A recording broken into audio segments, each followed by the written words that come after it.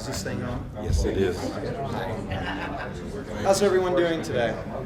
Excellent. Good. How are you? Fantastic. My name is Peter Giglio, and I'm here to introduce and moderate the Q&A session for Rick Hautala.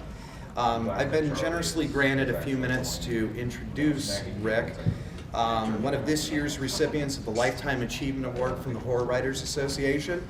I could talk in this very short introduction about Rick's 30-plus novels, his status as a New York Times bestseller. I could talk about his short films with Mark Strengsland, or his work as A.J. Matthews, his alter ego. But he'll talk about those things, and I'm sure you're all going to have some terrific questions for him. What I want to do is just spend a very brief moment talking about Rick's influence, and the reason why I wanted to moderate this particular Q&A session, his influence on me. In 1986, I was 14. I'd read a little horror, but not enough to make me a full-fledged fan. I had seen The Shining, I'd seen The Exorcist. I wasn't really quite grasping all the subtext, I wasn't quite grasping all the depth of horror at that time, but I liked what I saw. And growing up in the Midwest, horror was new to me. It was something that was exciting. But at that time, I was really into spy novels. I was reading a lot of, the Ian Fleming James Bond novels. I was reading a lot of, Robert Ludlum novels, things of that nature, and writing fan fiction, like James Bond fan fiction. And I had never tried as a kid to write anything horror. And then one day, I walked into a local grocery store by the name of Dillon's in the small town where I grew up, and something caught my eye. It just hit me. And it was something that Kensington Press, aka On the Zebra Line, had done at the time. It was this hologram on the cover of Nightstone. This, by the way, is the exact copy I bought in 1986. But it wasn't that easy. I had it exactly $3 in my pocket, and I was going to buy the new Mac Bolan book by Don Pendleton, probably number 174 or some such thing, because Scott Bradley, who's sitting right here, he was my best friend growing up, and we were into that kind of stuff, anything that was fun and pulpy and interesting, and that was no exception, but I had to have this. This became the obsession on that day because of girl monster. Because I, as most dumb kids, like bright, shiny objects. So I ran home, and I begged my mom for an extra $1.25 so that I could buy this. And I read it in the next 2 days. I fell in love with it. And what I fell in love with most off was that I was finally understanding, because Rick had such a powerful way, a clear way of communicating the depth that so many other people were making vague. There was no ambiguity. And suddenly I understood the emotion of horror, and I understood how a scene could punctuate. And so I stopped writing James Bond fan fiction. I rushed out to a used bookstore that didn't believe in the alphabet, and I struggled through piles and piles of books until I found Moonbog and Moondeath, and I just sucked those down. And every Rick Hautala novel that came out I bought and read and loved. Shucks. Aw, shucks. So in terms of influence for somebody who currently writes horror, and for somebody who didn't know Rick as a person during those years, but certainly knew Rick as a person during those years, didn't know him in the flesh, but knew him. Even if he didn't know that I knew him, I knew him. And that's what made me want to start writing horror. And so I started writing about werewolves and witchcraft and serial killers, and everything I wrote Rick Hautala was terrible. It was terrible. It was absolutely awful, but it was a start. It was a start. It was a place to start, and it was somebody it was a connection that I was able to make. So I could talk about all the great stuff this guy's done, but for me, the great thing he did was he made me want to be who I am professionally today. And for that, I thank him. And with that, let's welcome Rick Hautala, recipient of this year's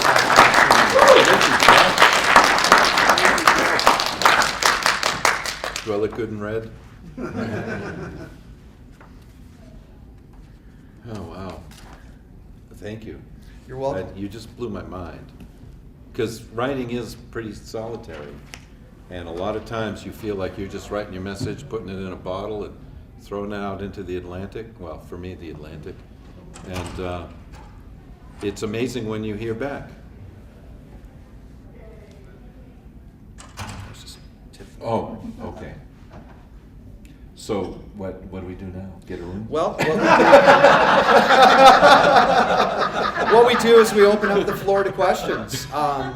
And I'm sure you guys have a lot of great questions that you want to ask Rick. And I'm sure he has a lot that he wants to say in regard to those things. So, I mean, really, this is very informal. I've got some bullet points here if things get off course, or if there's a lull, or if you guys just didn't have as many questions as you thought you would when you came in. But it's up to you, so throw your hand up in the air. What did you enjoy reading when you were a kid? That's what I was going to ask. It is. Me? Two for one. Me? Me? Oh, yes. You're Okay. I already talked about it. I thought he was going to say. I like to. What did you enjoy reading while you were a child? Well, it was funny because Joe earlier today, when he was doing his Q&A, mentioned Princess of Mars, and when I was in 9th grade, my social studies teacher gave me Burroughs books, Princess of Mars and Tarzan. And that opened it. I liked to read before. I loved reading before, but I never was addicted until I read Edgar Rice Burroughs. And like Joe said, sure, he has a lot of flaws. He's dated and everything, but 3 or 4 times a year I'll pick up a Burroughs book and read it just to rekindle that 14-year-old, 12, 13, 14-year-old that really never grew up. Because as Matt Costello says, we're in the Peter Pan business. We can't grow up. Getting old is mandatory, growing up is optional. So Burroughs for sure, Bradbury for sure. My bent always was toward darkness. Hawthorne, I grew up right outside of Salem, Massachusetts, so Hawthorne was kind of the homeboy who made it good as a writer. And his sense of darkness and guilt. And I grew up very happy. I had a perfectly lower middle class or upper poor class. My mother said we were not poor, but we just never had any money. And so there's nothing in my past that made me go that way, maybe, other than my Scandinavian nature. But I read the classics, and when I was a kid, science fiction covered it all, fantasy, horror, everything weird. And I was drawn to the weird. I guess that says it all. But Bradbury, I can point to the exact place I was sitting when I read Martian Chronicles. Because it just, the emotion and the impact of that. Then later on, I kind of became a Shakespeare nut. Did my master's work in Shakespeare. Oh, I'm sorry. I just had a question. Go, Oh, Jim. yeah. You were talking about your influences and stuff. And I was going to talk about your background in the sense I don't know much about it. Like what you said, that you had a good childhood and all that. I did too. We weren't poor. We used to never say we used to say we were broke. Which meant we thought it was going to get better. It didn't. But It was going to get Any fixed. of your surroundings or where you grew up, besides the books, but did you feel different from your friends, or were you? I was always with the friends, but I had this kind of separateness, this sort of otherness. Did you have that, or Absolutely. Can you talk about that? Absolutely. I had friends growing up. I always felt on the outside looking in. I always felt like the perfect metaphor for my childhood was I like to walk around at night and look in people's windows. Not bedroom windows and stuff like that, but just walking down the street and just seeing a living room and a family in it and going on in that tableau and watching it and not being a part of it. And I always felt alone even when I was with people. I always felt like there was a little distance there. It was happy. It was almost idyllic. We had granite quarries. I grew up on an island off the coast. The whole center of the island is forest, still is protected. It's called Dogtown. Had a lot of witchcraft stories, and there was a crazy minister story, and you could go to Pulpit Rock and all. So, but it was idyllic. Now that I look back on it, we had our bicycles, and we'd put the baseball cards in the spokes to make it rattle, and played little, all those stupid little Bradbury-esque things that that he and obviously Boy's Life touches on and catches beautifully. Just that I lived that life, but I always felt, I got along okay with my friends. It was my teachers, because they called me Ricky at the time. I've dropped that, but every teacher, would, Ricky, you are just so different from your brother and sister, because they were the superstars and everything. And, you ask the oddest questions, I would just say things that were, I thought, just normal coming out of me, but obviously were not the typical questions that a kid asked at those times. So, yeah. To just kind of go with the thread we're on, at what age did you really start writing? Or did you seriously start to think of yourself as, this is what I want, not only what I enjoy, but what I want to do? Well, that's a really good question, because where I grew up, a part of the town is an artist colony. So there were all these great artists, painters, and I wanted to be an artist. And I always said I wanted to be an illustrator, not an artist, because once the Ace Burroughs books came out with the Frazetta and Roy Kringle covers, I was like, I love the stories, but it was like, I want to do covers like that. But I knew painting wasn't for me when I would take a canvas I was working on and smash it down over the back of the chair and throw things and really go apeshit, because what was in me wasn't coming out through the paints. It was coming out through the stories. And after my first book was published, a friend from high school said, well, don't you remember? The teachers would always read your stories to the class. And I had no memory of it. Now it's kind of, literature, at least when I was a kid, was based on reading dead white guys. It was all the dead white guys. And I never conceived of that there were people living and breathing who actually typed up stories and sent them. I had no conception of it. And I really didn't think about it seriously until I went to college. I was at Orono the same time King was there. He was there 66 to 70. I was there from 66 to 74, because I'm a bit slow of study. Well, no, I got my master's too, but then when Steve sold Carrie, it was like, holy shit, I mean, doofuses like me and Steve, if Steve can do it, of course then, he wasn't Stephen King back then, he was Steve King. And Carrie sold, and it didn't sell for a whole lot, but then when the paperback sold, and the rest is history. But that was really a revelation for me, because then I found I could do with words what I wasn't doing with the paint and the ink and all. And I still, once every 3 or 4 years we'll do a painting or a drawing, usually drawing, color pencil stuff. But I just found that words could capture it. And I like to think, because mostly painting was visual. I mean, it is primarily visual. A good painting can make you, look at the mountains and smell them, maybe smell the mountain air. But with words, you can appeal to all 6 senses, sight, sound, taste, touch, smell, and seeing dead people.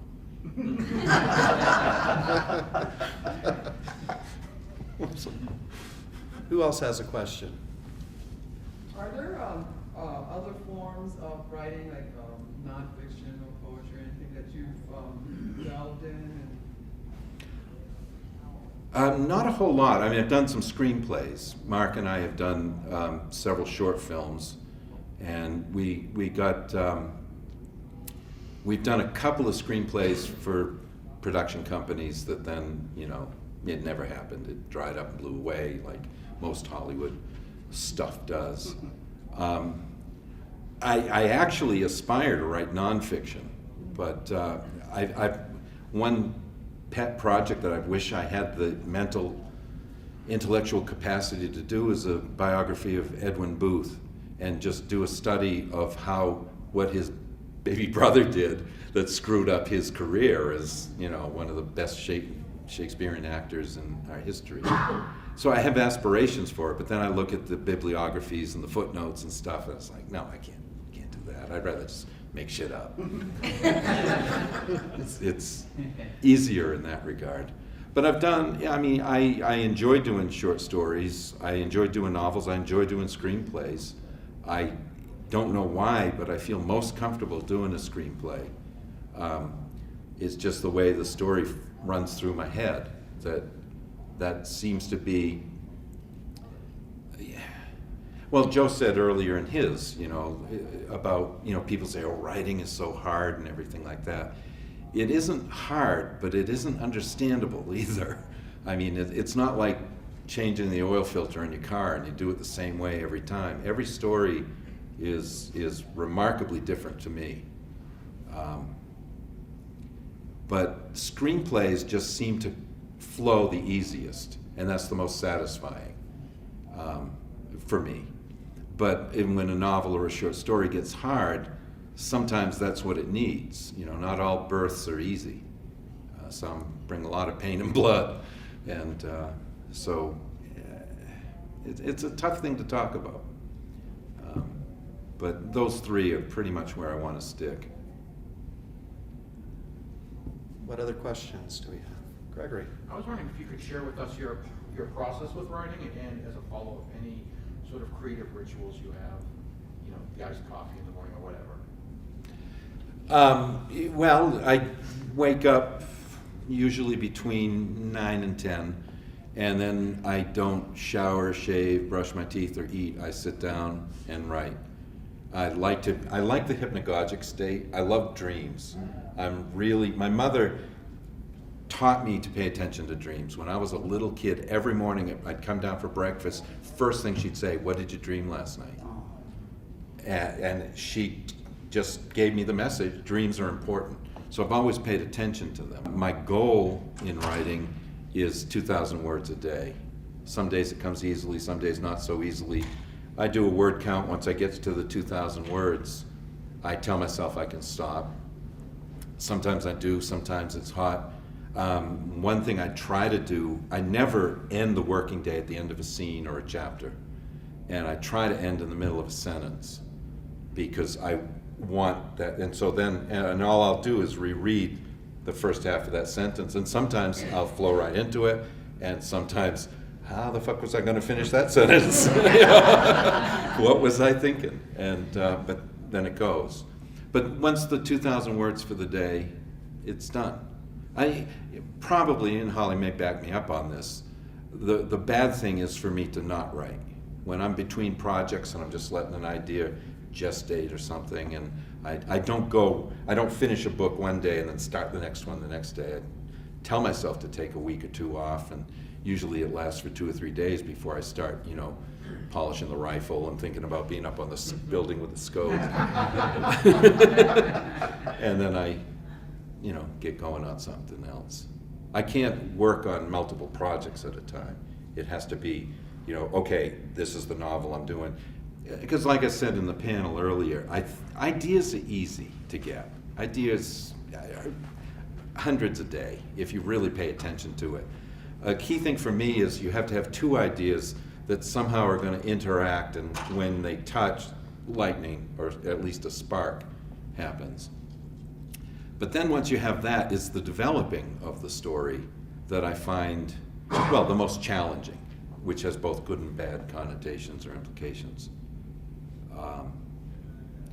And I like revision the best because, now I can just go back and chip here, buff here, and polish here, sometimes glue a piece back on. But I mean, I don't do a little counterclockwise dance around the desk or around a chair or something. Well, you mentioned staring out at the snow, and it is snowing in New England today, apparently. Great. 2 weeks ago, it was 87 degrees. Well, and it's supposed to snow here tomorrow. Yeah, I hope our plane gets out in time. But it really is. I don't know how to describe it other than when I'm writing, somehow, some way, something opens up and I go into a different space. It's like a door opens or I'm in a different room. I've always wanted to have some scientist connect the brainwave stuff just to see what my brainwaves do, because when Holly calls to remind me to eat, I mean, it's like waking up out of a dream to some degree. It's kind of a, okay, okay, entry now, readjust. I don't know, is that? I know exactly what you're saying. Yeah, okay, yeah. Yeah, I always think it's in the dream stage. Why I like to write in the mornings when I start early, because, and I do, we have a similar approach. I don't plot though, and I don't think about it as consciously, but I'm still doing the same thing. But I like to be in that dream state where I get up and I enter into my alternate universe, is what I always think of as, where whatever's going on is real to me, and I'm not aware of putting my fingers on And the the keys. real world has just gone. The real world has gone away. Now, I never forget to eat, though. I don't forget, I just ignore it for a while, but then I make up for it. So, yeah. Who has the next question? Do you have a favorite book? I'm sorry. That's exactly what I was gonna ask. Oh, really? You've done that twice. What's going on? Yeah. This guy's like a telepathy going What is on. your favorite? Of my own? Yeah. That's like saying, who's your favorite kid?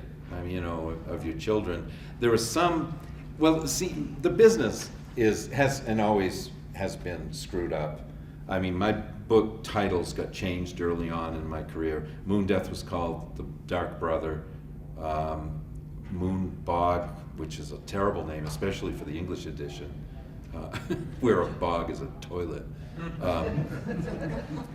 Taking a slash at the bog. Moon Bog, I forget what that, oh, that was called Holland Bog, because the town was Holland. Nightstone was called, I can't even remember. But they changed them. And so I got pissed off and I said, I've got to come up with a book that they can't possibly change the title of, and that was Little Brothers. And that was the first time I got the title I picked. But see, it's also different, because I don't have a standard thing. Sometimes I'll have whole pages in a notebook with the character's biography and maps of the place and floor plans of everything. And then sometimes I follow Paul Wilson's advice. He says have a terrific beginning and a terrific end and have them as close together as possible. And so I'll have some idea what's the first scene going to be and what the last scene is going to be, and then no outline or anything. I'll just write it and see where it goes. So there's no one way that I do it. I was having trouble with one book that had multi-level stories, so I got a bunch of different colored index cards and wrote each character. One character was red, one was yellow, one was green, one was blue, and I wrote out their story chronologically on cards, and then I just shuffled them together to get a sense of how it fit together. So it was a little more like making a puzzle. I mean, every possible way you could write a book, except, well, that was kind of gross. Any possible way you could write a book, I've probably done it at least once, or a story. And that didn't answer the question about which was favorite. Some of them, the ones that come easily, sometimes it's like, oh, you didn't give me any trouble. Good book, nice book. And then sometimes the ones that really kick your ass and stuff, and it's like, boy, that was worth it, because I really had to bust my ass to make this, and it's satisfying. So, of books that I've written that I like, well, most people seem to like Little Brothers, which bothers me because it was my fourth novel out of like 30 plus. So, you know, Winter Wake I enjoyed. I really like Winter Wake. I like Dead Voices. I like Twilight Time.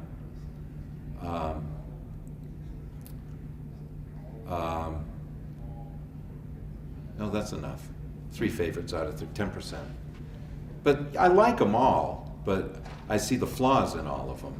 And that's the thing. I've always described writing is like, if you get an amputation and they still have the phantom itch, you know, your limb will still have the sensation. Writing is the phantom itch that you will never be able to scratch. It just, oh, this is really good. I really got it. Oh man, okay, that's not quite what I wanted to do, so I'll do another one. Yeah, you know, and each one you get excited about at the time.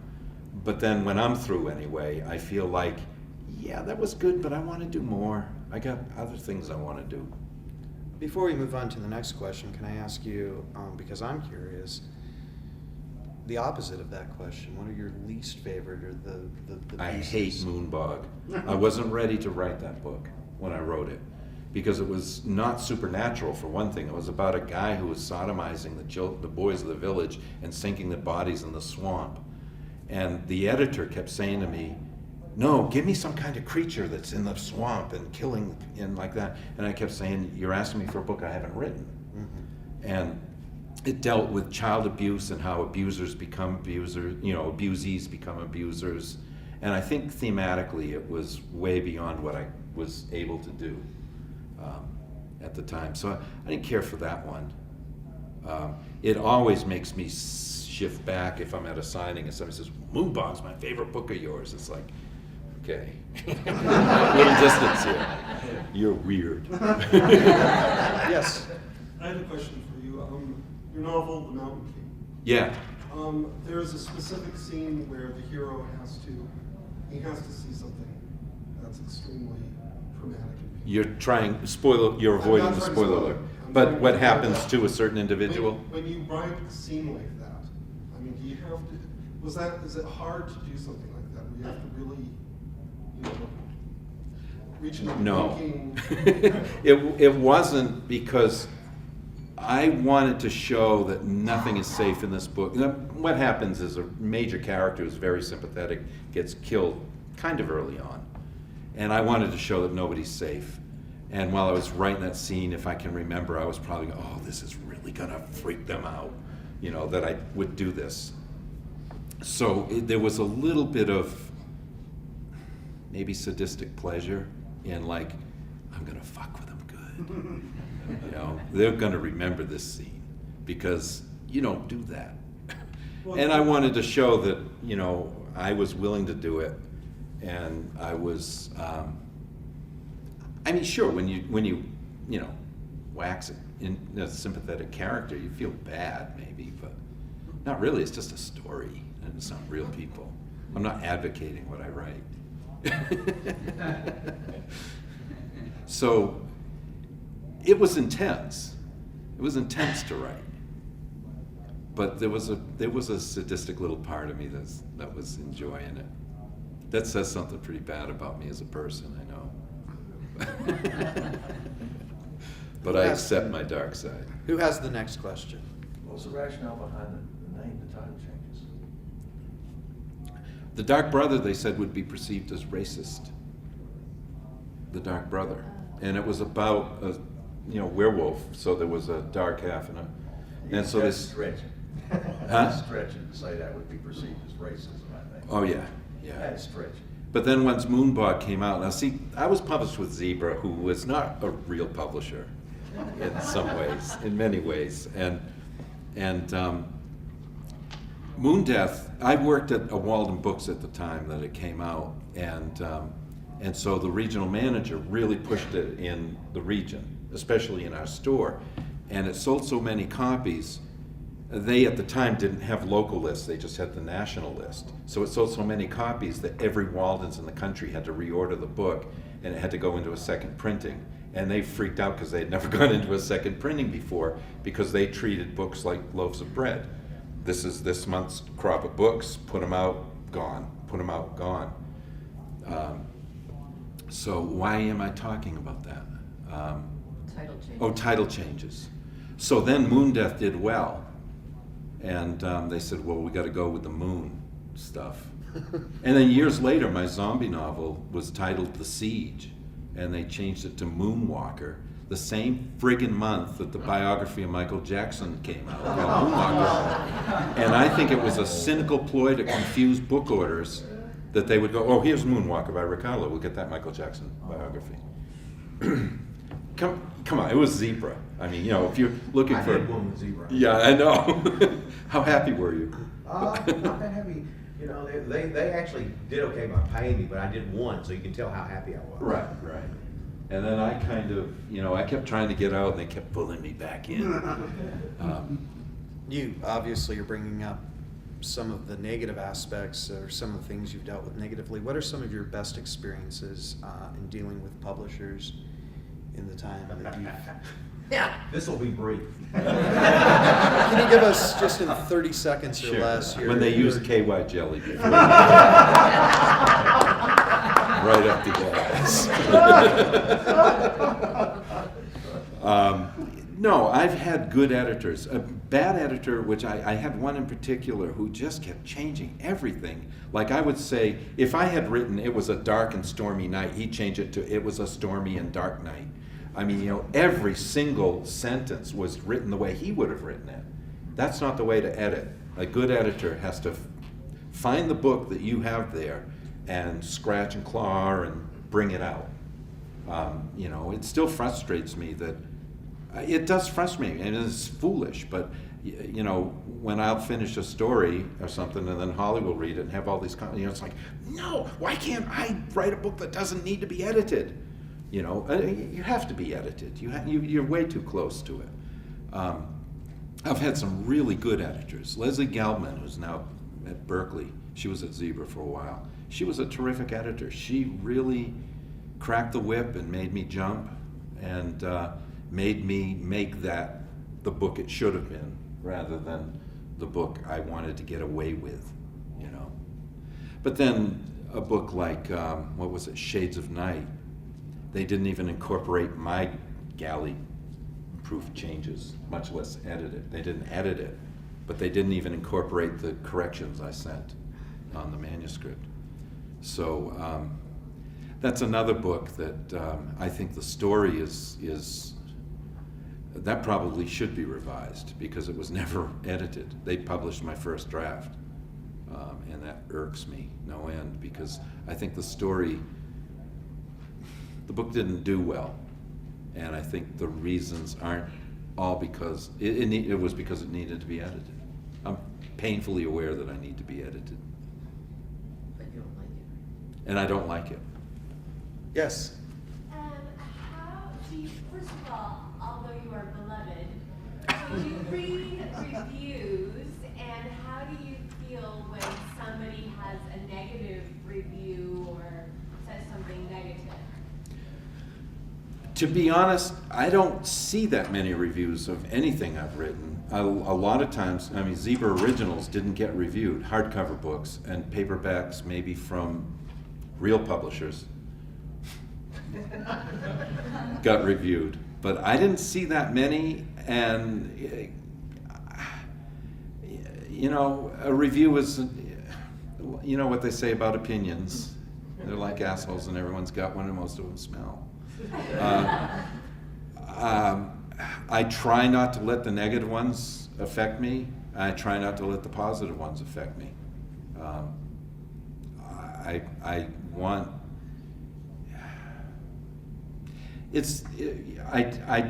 just want to be, by the time a book comes out, it's like a kid who's grown up and moved out of the house. Just call if you get work. It's sort of the same thing, like just, I'll pay attention to you if you earn a royalty for me. Once they're gone, and I'm on to something else, and I've crossed that river. I'm going to tear up talking about my friend Bill Relling, who died, but his expression was, I've already chewed that cabbage.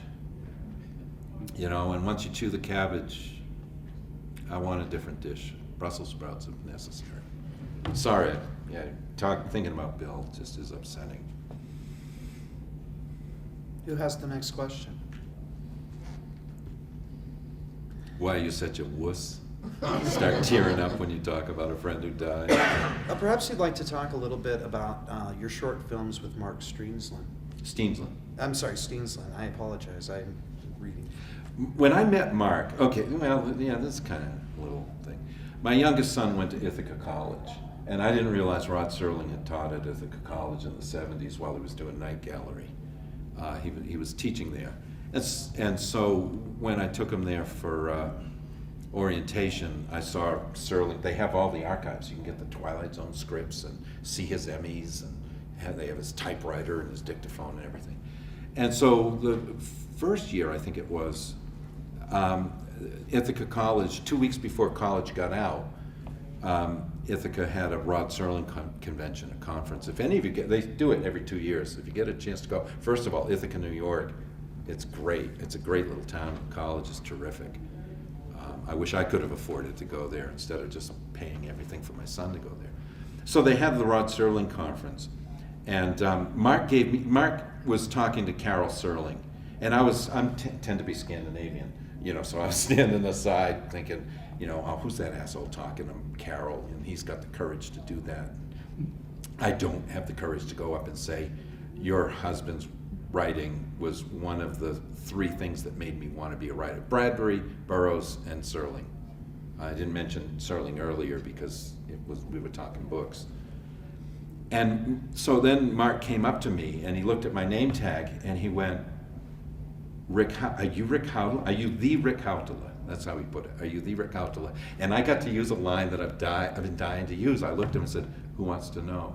I could cop a little attitude and say, who wants to know?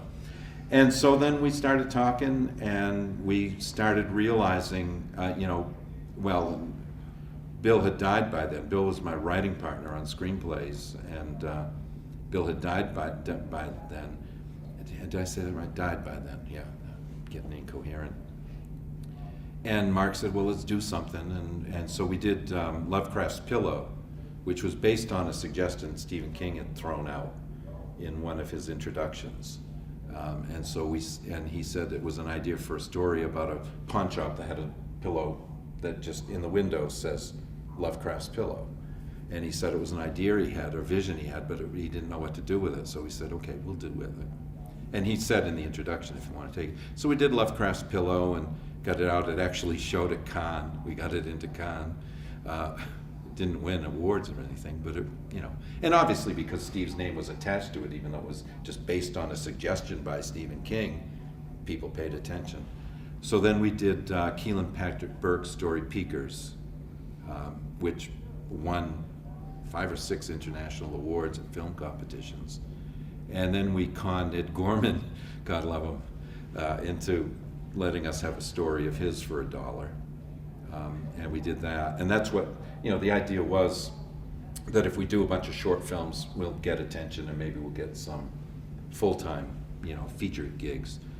We did do a script for Graffito, and we did a Pigeons from Hell adaptation by the guys who own the rights. That kind of came around because of you too. You had the comic book, and then we called Dark Horse and said, well, who has the rights? And, so because Mark's attitude was that Pigeons from Hell was his favorite story and he wanted to do it.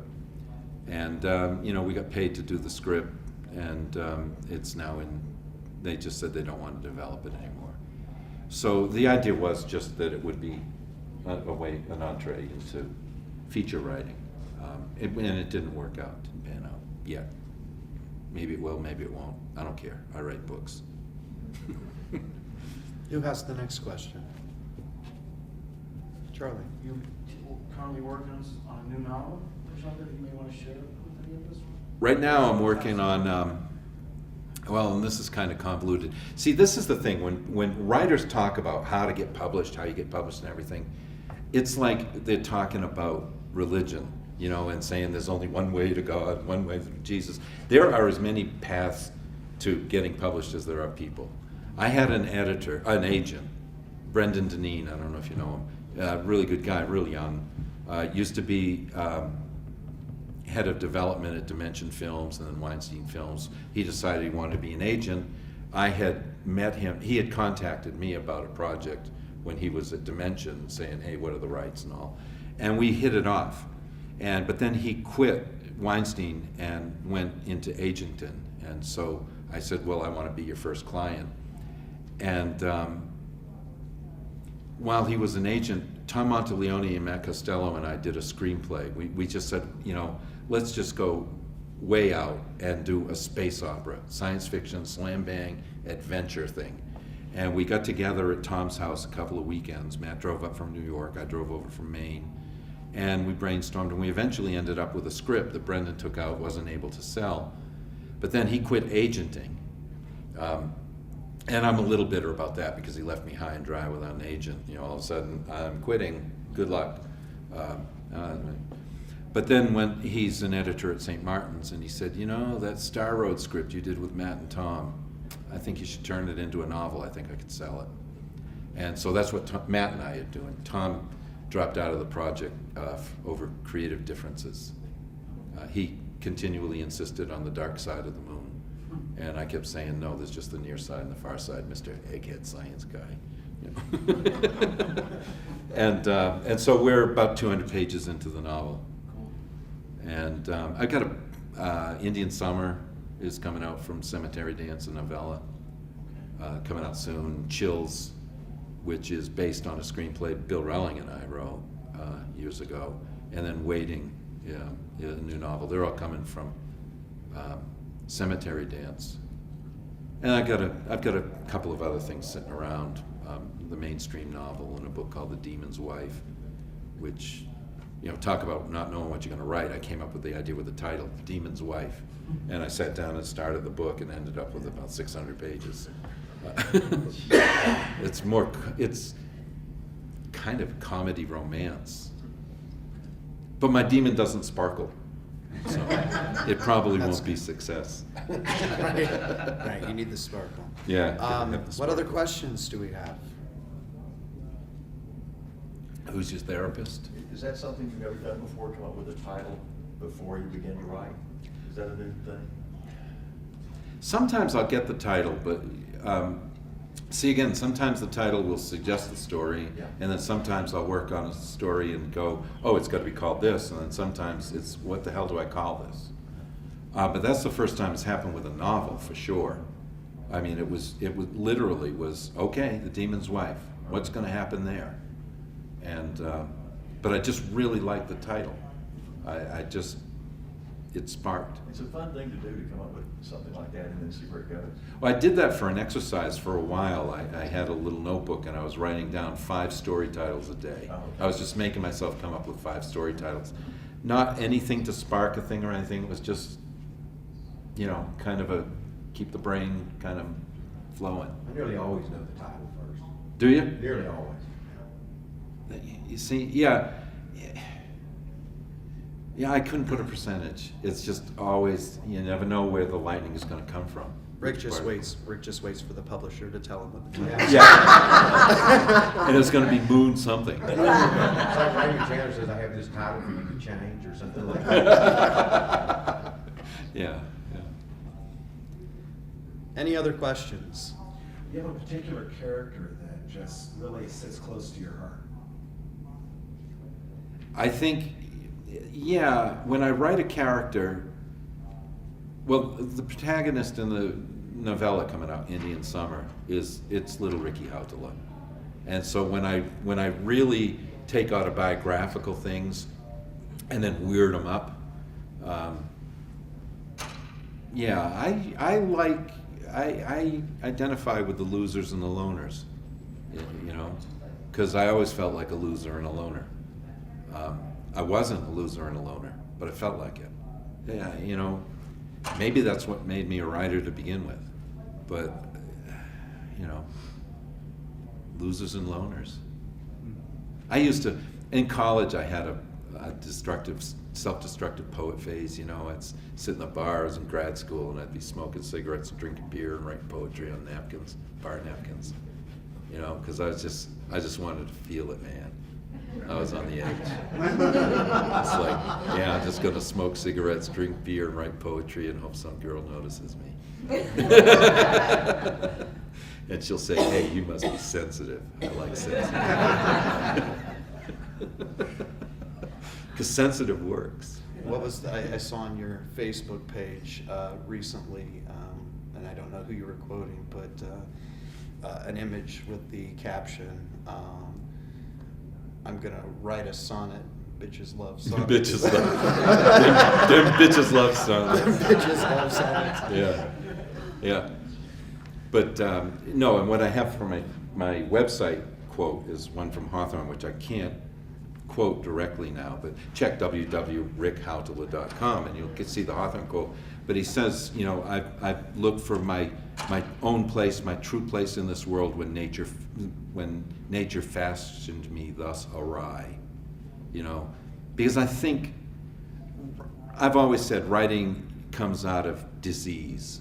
So it is a disease. It comes out of dis-ease. You can't be happy and write a story. Something's got to be wrong that you want to try to fix. You want to create order out of the chaos of something, even if it's just an emotion or a thought or an impulse. It doesn't have to be your whole life is a piece of shit and you got to pull it together. But writing has to come out of disease, discomfort. It doesn't come out of a good place. Otherwise you'd be writing little stories about happy little guy driving off to work and the wife's waving to him and he gets a flat tire and the neighborhood boy comes and changes it for him and everything's good. You know, it'd be like fucking little Leave It to Beaver or something. What other questions do we have? Eric?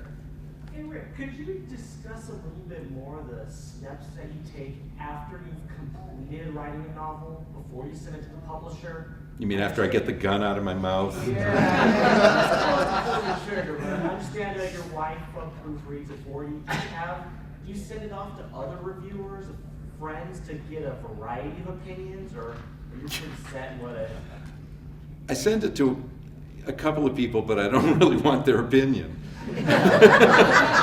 Because they may not like it. I mean, I had a horrible experience with a novella recently that I sent out to 5 people. Holly's reaction when she read it, she finished it. Last page, I said, "What did you think?" And she looked at me and went, "It's not horrible." Another friend, Pete Crowther, said he got 30 pages into it and threw it across the room. Because he said, "You told me this was understated. Understated bullshit. Nothing happens." So, I don't want to hear that. But the whole thing with writers groups, I see, writing is so solitary. I'm very suspect of writing groups.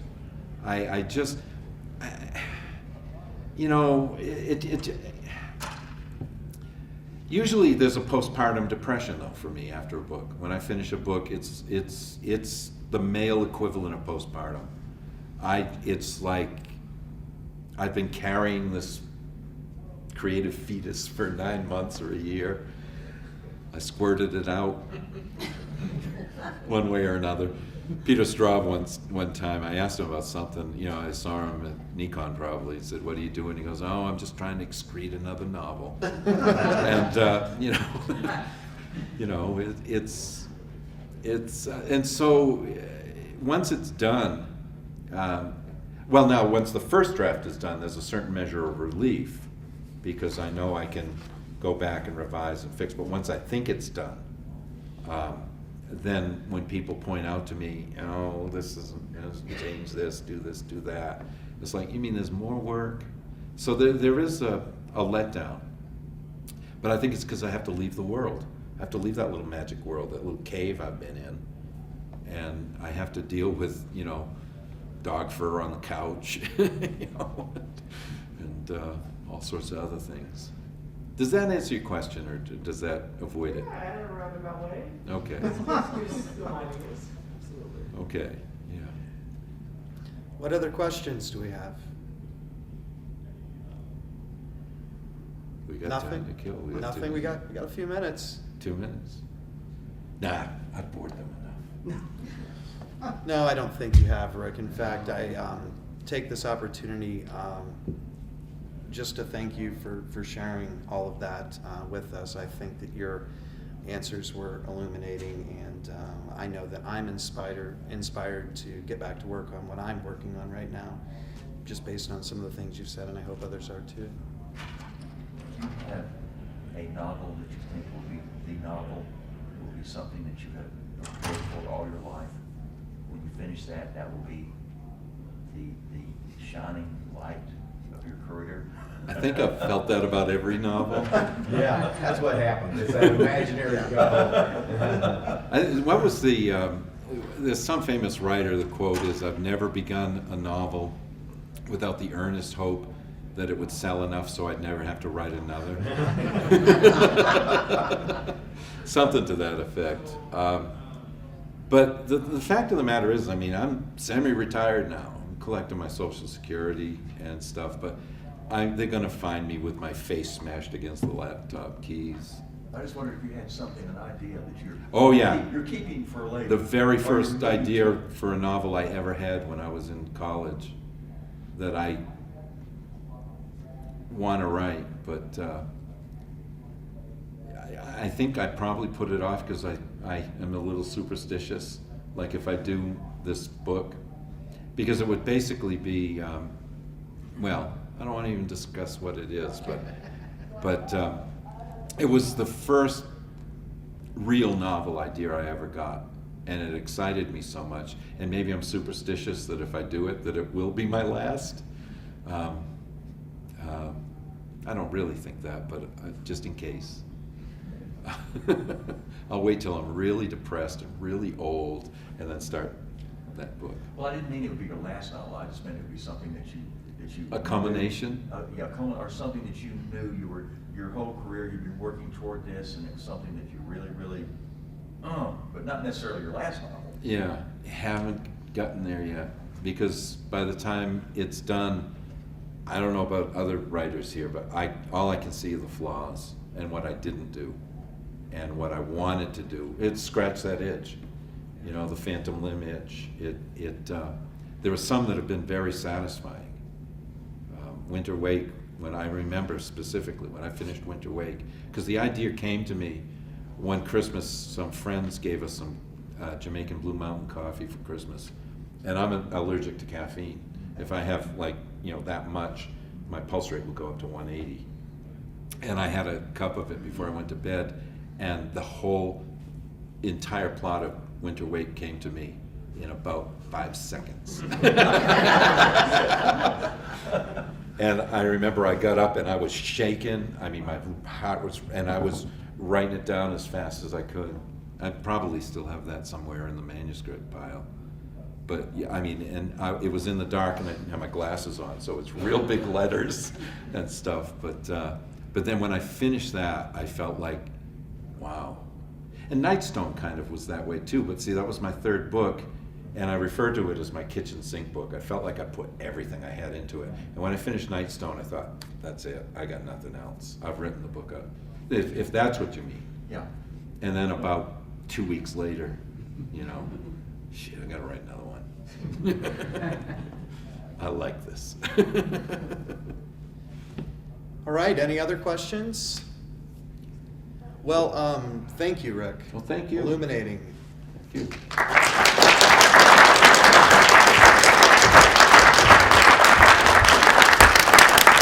I really appreciate you coming. I really appreciate you being here. But, I am getting a Lifetime Achievement Award, and if anything, I'm going to have a joke or two about it tonight, because I'll tell you one of them right now. I feel like Carrie White at the prom. That's going to be my laugh line, so pretend you haven't heard that. There are so many people who deserve this more than I do, and I really appreciate it. Aw, gosh. Well, thank you so much for sharing that wonderful information. Well, thanks.